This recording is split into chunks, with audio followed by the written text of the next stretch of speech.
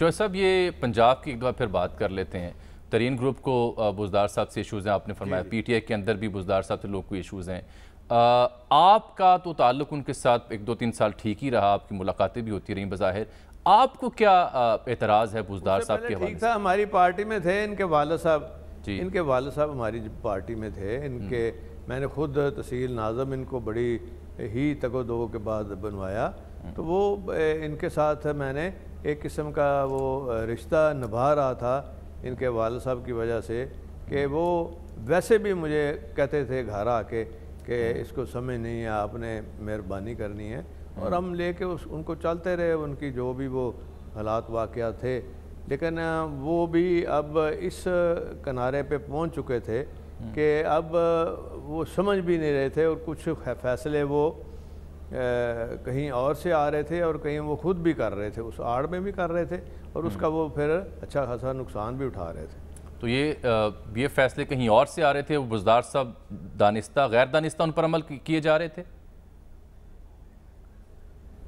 نہیں, وہ تو اگر وہ نہ کرتے تو وہ اس سیٹ پہ آتے ہی نہ.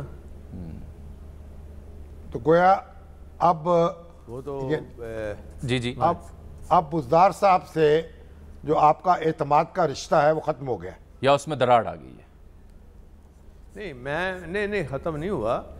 وہ ختم, دیکھیں وہ شامی صاحب آپ کو پتہ ہی ہے کہ وہ رشتے بنتے دیر سے ہیں, لیکن ختم نہیں کرتے ہم, اور وہ بالکل ہمارا ان کے ساتھ ایک تعلق بھی ہے, لگاؤ بھی ہے. لیکن اگر وہ سیاسی طور پہ خود کسی جگہ ٹکر مارنا چاہیں گے تو وہ ہم 1 دفعہ کہیں گے, 2 دفعہ کہیں گے, پھر وہ پہلے ٹکر مار کے واپس آ جائیں گے, تو اس کا فائدہ نہیں ہوگا. چوہے صاحب ایک ذرا وضاحت کر دیں جاتے جاتے. حکومت یہ کہتی ہے کہ ووٹ آف نو کانفیڈنس کے دن وہ اپنے اراکین اسمبلی کو یہ کہہ سکتی ہے کہ پرائم منسٹر کی, ہم پھر بھی آپ کے پاس حاضر ہیں, جاتے جاتے نہ کہے نا. میں دوبارہ حاضر ہوتے ہیں کیونکہ وقت پروگرام ختم ہو رہا تھا, اس حوالے سے بات آپ سے عرض یہ ہے سر کہ ایک پلان آف ایکشن.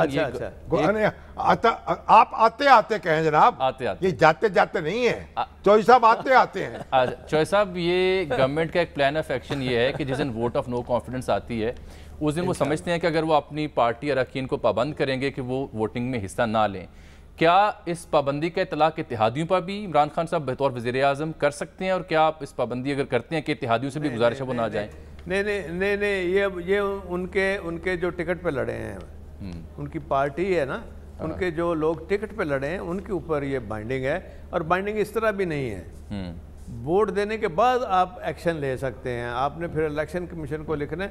لیکن یہ کہیں نہیں ہی لکھا, نہ آئین میں نہ رولز میں, کہ آپ ان کو منع کر سکتے ہیں یا ہرڈل کریٹ کر سکتے ہیں. یہ کہیں نہیں ہے, کسی اسمبلی کا کوئی رول نہیں ہے, آئین کے تحت بھی غلط ہے, اور یہ روک نہیں سکتے کسی کو, ووٹ ڈال سکتے ہیں وہ.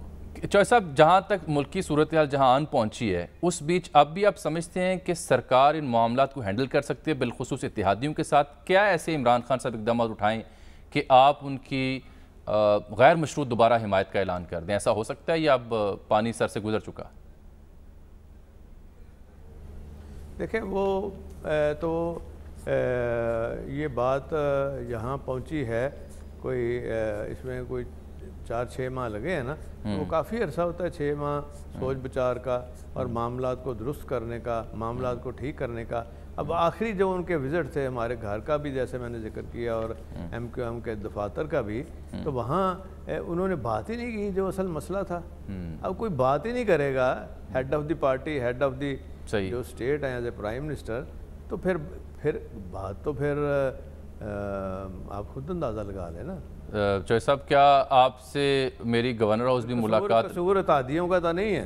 صحیح. چوہے صاحب خاکسار کی آپ سے گورنر ہاؤس بھی ملاقات ہوئی, اسپیکر ہاؤس بھی ملاقات ہوئی, آپ کی رہائش کا بھی ملاقات ہوئی.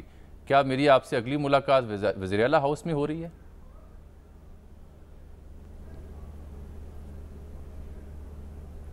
وہ میں دیکھیں جی, یہ کام جو ہے یہ اللہ تعالیٰ کے پاس ہیں, اور شامی صاحب کو پتہ ہے کہ ہم سارے دینی لوگ ہیں اور ہم مانگتے اللہ سے ہیں, اور دینا اسی نے ہوتا ہے. کوئی کسی کو کوئی بندہ, میں کسی کو کچھ نہیں دے سکتا جب تک اللہ کی رضا نہ ہو. ٹھیک. اب میں اپنی بات کر رہا ہوں تاکہ کسی کو کوئی دکھی نہ ہو جائے. ٹھیک ہے.